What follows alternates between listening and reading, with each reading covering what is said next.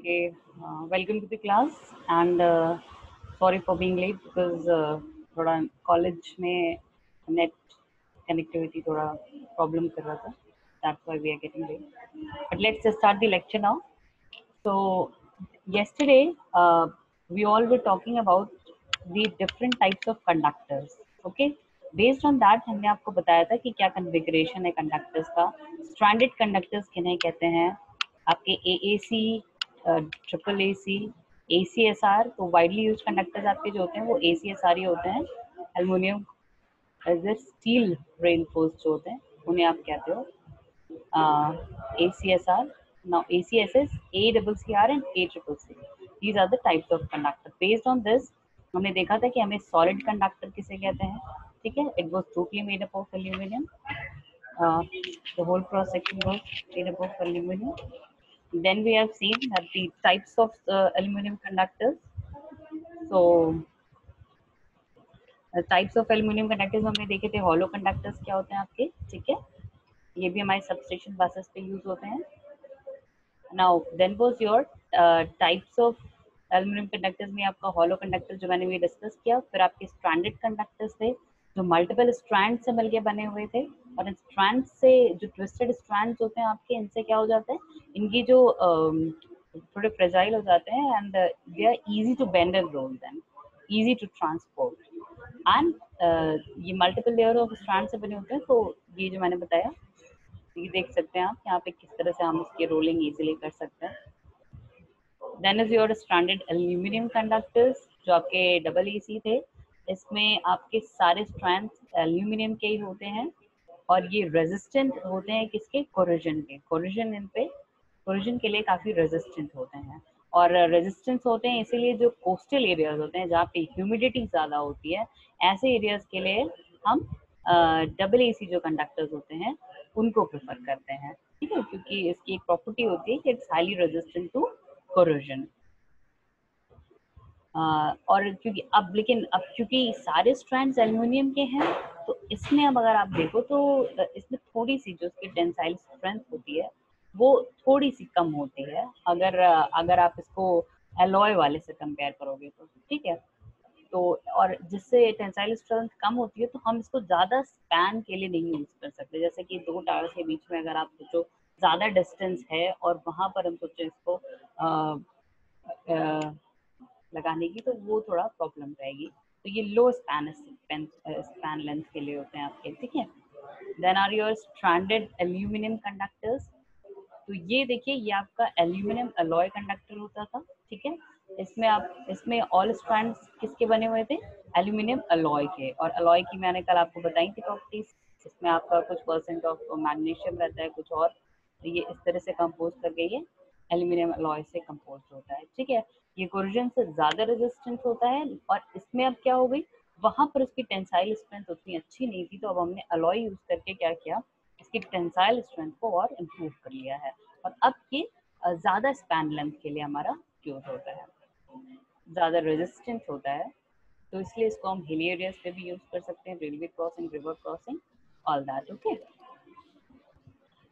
अब हम बात करते हैं ACSR कंडक्टर्स की, जो कि हमने बताया ये आपके वाइडली यूज्ड कंडक्टर्स होते हैं ट्रांसमिशन. और कहीं भी आप देखोगे कंडक्टर्स तो हर जगह ही लगे हुए हैं, ट्रांसमिशन, डिस्ट्रीब्यूशन, जनरेशन, हर जगह ही. तो यहाँ पर आपका देखो तो कोर में आपका क्या हो जाता है, स्टील आ जाता है. और स्टील आने की वजह से क्या हो जाता है, इसकी स्पैन लेंथ AAC से भी क्या होती है, ज़्यादा होती है.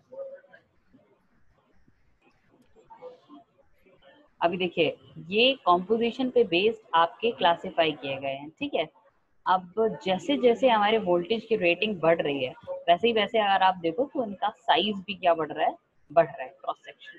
ठीक है, अब ये जैसे था, ये हमारा 33/66 केवी के लिए यूज हो रहा है. ठीक, ये आपका किस पे यूज हो रहा है, 132 केवी के लिए.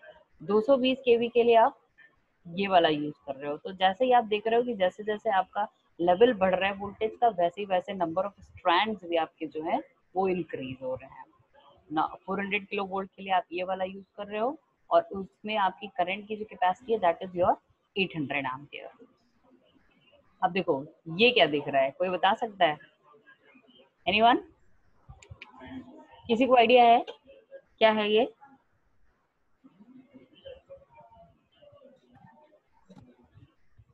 What are these symbols showing? Have you ever seen or heard about it? Yes, Sameer saying. Yes ma'am. ये आपने कंडक्टर्स देखे हैं इस तरह से? क्या है ये मैं जो दिखा रही हूँ आपको स्क्रीन पे? No ma'am. Okay, Sachin Agarwal, Sachin Agarwal, are you there? Okay, Sarika, Sarika, yes ma'am. ये कंडक्टर्स जो शो हो रहे हैं, कुछ आइडिया है क्या है ये? No ma'am. Any idea? अच्छा, अभी तक आपने कितने तरह के कंडक्टर्स पढ़े हैं Sarika?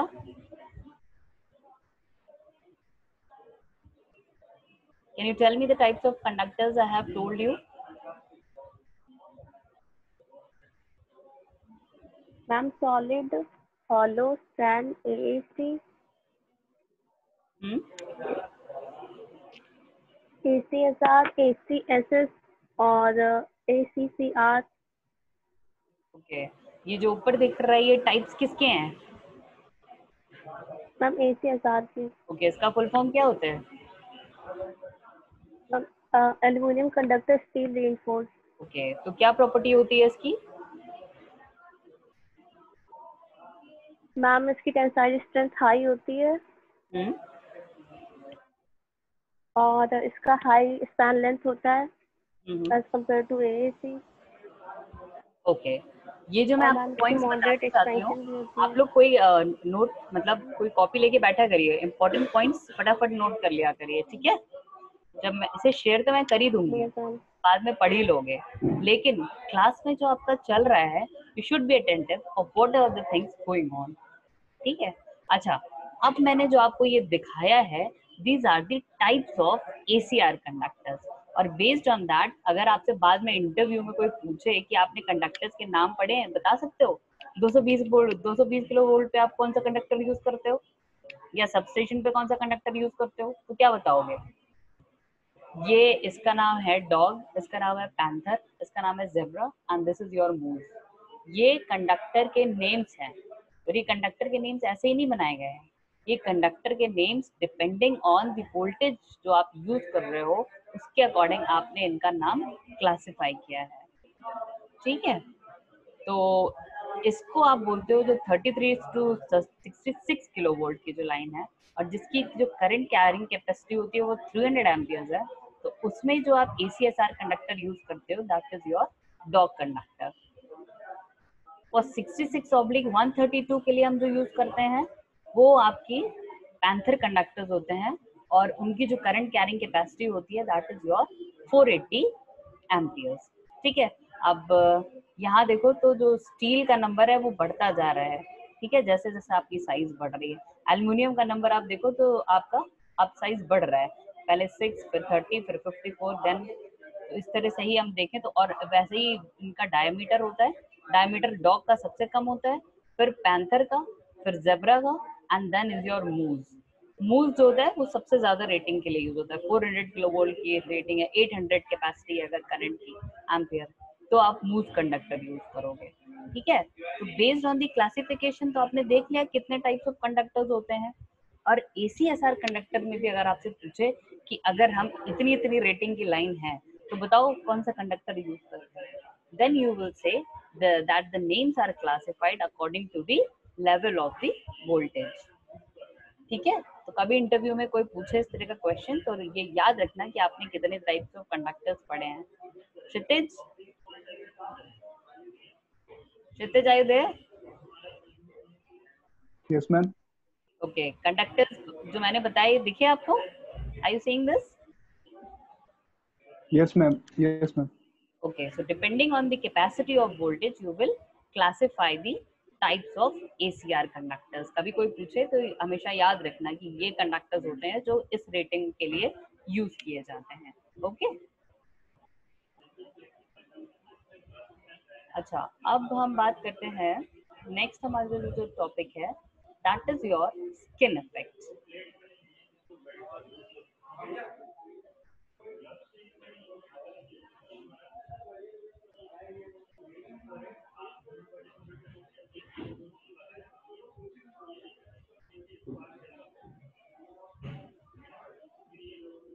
Now, what do you mean by skin effect? What do you mean by skin effect? देखिए, स्किन इफेक्ट में क्या होता है, आपकी जो एसी करंट होती है, ठीक है, वो क्या होता है कि वो इवन डिस्ट्रीब्यूशन नहीं होता है करंट का, बिकॉज क्या होती है कि काफी जो डेंसिटी होती है आपके करंट की वो सरफेस पे होती है। ये देख सकते हो, ये अगर एक हमारा कंडक्टर है और ये इस कंडक्टर का कोर है, तो हम ये देख सकते हैं कि स्किन इफेक्ट में क्या हो जाता है कि किसी भी कंडक्टर में जो करंट डेंसिटी होती है वो उसकी सरफेस पे बहुत ज्यादा होती है, और अंदर जैसे जैसे आप जाते जाओगे इनर डेप्थ में, वैसे वैसे क्या हो जाती है, इसका जो कंडक्ट वो आपका डिक्रीज होता जाता है। जो डिस्ट्रीब्यूशन होता है करंट का, वो एक तरह से आप कह सकते हो that is uneven distribution of current, ठीक है। तो अगर हम ये मान लेते हैं कि अगर कोई कंडक्टर है और वो अगर बहुत सारे नंबर्स ऑफ कॉन्सेंट्रिक सिलेंडर से मिलकर बना होता है, तो क्या होता है, जब भी हम उसमें एसी पास करते हैं कंडक्टर में, तो क्या होता है उसमें, जब आपको तो इतना पता ही होगा कि जब करंट जा रही हो तो ये तो क्या होता है, उसमें एक फ्लक्स इंड्यूस होता है, इतना तो पता होगा। जब भी हम ऑल्टरनेटिंग करंट देते हैं किसी कंडक्टर में, तो क्या होता है, फ्लक्स इंड्यूस हो जाता है उसमें, और वो जो फ्लक्स होता है वो क्या होता है, वो लिंक करता है जो अब फ्लक्स होता है वो जो लिंक करता है सिलिंड्रिकल एलिमेंट से, तो वो जो नियर द सेंटर होता है, वो जो फ्लक्स लिंकिंग होती है नियर द सेंटर वो ज्यादा होती है, और जो लिंकिंग होती है सरफेस पे वो क्या होती है, कम होती है। तो इससे क्या हो जाता है कि आपका जो सेंटर होता है सिलिंड्रिकल एलिमेंट का, ये जो सेंटर है, इसमें तो आपका क्या होता है, एक्सटर्नल और इंटरनल दोनों तरह के फ्लक्सेस होते हैं, ठीक है, दो तरह के फ्लक्सेस होते हैं। लेकिन जो इसका आउटर सरफेस है, ये वाला जो सरफेस है, इस पर आपका सिर्फ एक ही फ्लक्स काम करता है, और वो आपका एक्सटर्नल फ्लक्स होता है। तो जो सेल्फ इंडक्टेंस होता है, अब अगर इस वाले इनर लेयर पे आपकी जो करंट है उसकी वजह से, एक तो करंट इसमें जो करंट आ रही है उससे इंड्यूस हुई है, एक जो आपका सराउंडिंग से कुछ इफेक्ट हो रहा है, तो इस पर जो कोर पे इफेक्ट आ रहा है वो इंटरनल और एक्सटर्नल दोनों से आ रहा है, और जो सरफेस पे आपका आएगा वो सिर्फ एक्सटर्नल फ्लक्स के रीजन से आएगा। तो अब क्या हो जा रहा है, इस तरह से आप देखो तो आपका जो सेल्फ इंडक्टेंस है इनर सिलिंड्रिकल एलिमेंट का, वो इस तरह से ज्यादा हुआ या नहीं हुआ, क्योंकि इस पर आपका क्या हो रहा है, इनर और आउटर दोनों तरह के आपके फ्लक्सेस आ रहे हैं।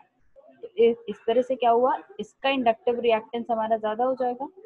अब अगर इसका इंडक्टिव रिएक्टेंस ज्यादा हो जाएगा तो क्या होगा, जो करंट होगी वो कम ही तो जाएगी, इसमें इंडक्टेंस अगर ज्यादा हो गया तो इंडक्टिव रिएक्टेंस बढ़ गया, इंडक्टिव रिएक्टेंस बढ़ गया तो मतलब वोल्टेज ड्रॉप ज्यादा हो गया, और उस रीजन से आप कह सकते हो कि आपकी जो करंट है वो इसमें कम जाएगी और इस पर आपकी करंट ज्यादा कॉन्सेंट्रेट होगी, ठीक है। तो ये जो करंट डेंसिटी है that is maximum at the surface of the conductor and minimum at the center of the conductor. Okay, so and this effect is equivalent to reduction of the cross section area of the conductor. और इससे क्या हो जाता है भाई, actually जो current की property है वो करंट आपकी क्या हो रही है, अभी क्या हो गया कि अनइवन डिस्ट्रीब्यूशन से करंट आपकी अनइवनली डिस्ट्रीब्यूट हो गई, अनइवनली डिस्ट्रीब्यूट हो गई, तो अब आपका क्या हो गया, जिस क्रॉस सेक्शन में आपकी कंडक्टर की करंट को जाना चाहिए था वो अब आपका क्रॉस सेक्शन एरिया क्या हो गया, रिड्यूस हो गया, और वो क्रॉस सेक्शन रिड्यूस हो गया, इसका मतलब क्या हो गया, इसका इफेक्टिव रेजिस्टेंस क्या हो जाएगा, अगर हमारा एरिया डिक्रीज हो गया है, जो इफेक्टिव एरिया है जिसमें करंट जानी चाहिए थी वो अगर आपका रिड्यूस हो गया है, तो अब आपका इफेक्टिव रेजिस्टेंस क्या हो जाएगा, बढ़ जाएगा, ठीक है। तो ये जो इफेक्ट होता है इसी को आप कहते हो that is your skin effect, means the current is unevenly distributed and most of the current is concentrated on the outer surface of the conductor. ये आप देख सकते हो।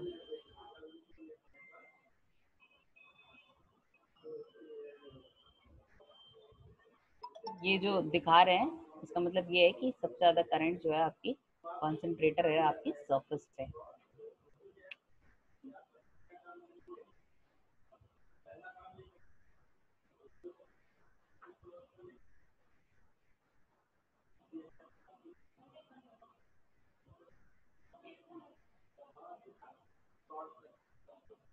नाउ यहाँ पे इन्होंने रीजनिंग दी है कि क्यों आपका स्किन इफेक्ट प्रोड्यूस होता है। तो यहाँ थोड़ा एडी करंट से लेके दिया है। Skin effect is due to the opposing. एक मिनट जरा मैं होल्ड कर रही हूँ एक्चुअली, ठीक है।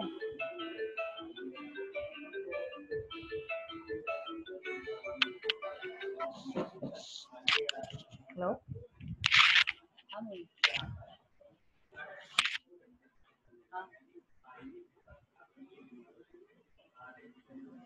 अच्छा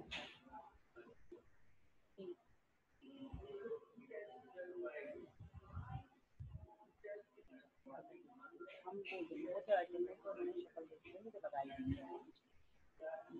क्या।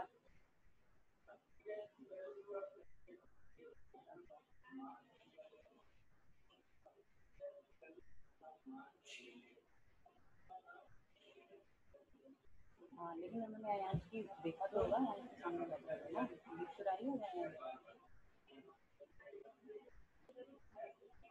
हाँ ठीक है, ओके ठीक है।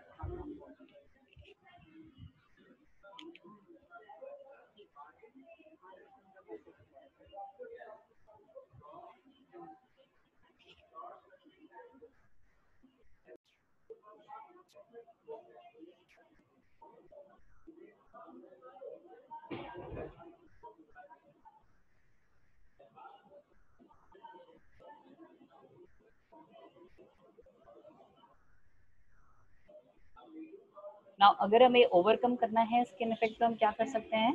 स्किन इफेक्ट क्या होता है, बढ़ता है with the increase in frequency. जितनी ज्यादा फ्रीक्वेंसी होगी उतना ही ज्यादा आपका स्किन इफेक्ट क्या होगा, वो इंक्रीज होगा। अच्छा, डायमीटर का क्या फर्क पड़ता है, what are the factors affecting skin effect में मैं आपको बता रही हूँ। अगर डायमीटर देखोगे तो डायमीटर क्या होता है, it increases with the increase in diameter of the conductor. जितना ही ज्यादा आप कंडक्टर का डायमीटर बढ़ाओगे उतना ही ज्यादा बढ़ेगा। शेप ऑफ द कंडक्टर की बात करें, स्किन इफेक्ट जो होता है is more in solid conductor, और जो स्ट्रैंडेड कंडक्टर होते हैं उसमें आपका ये इफेक्ट रिड्यूस हो जाता है।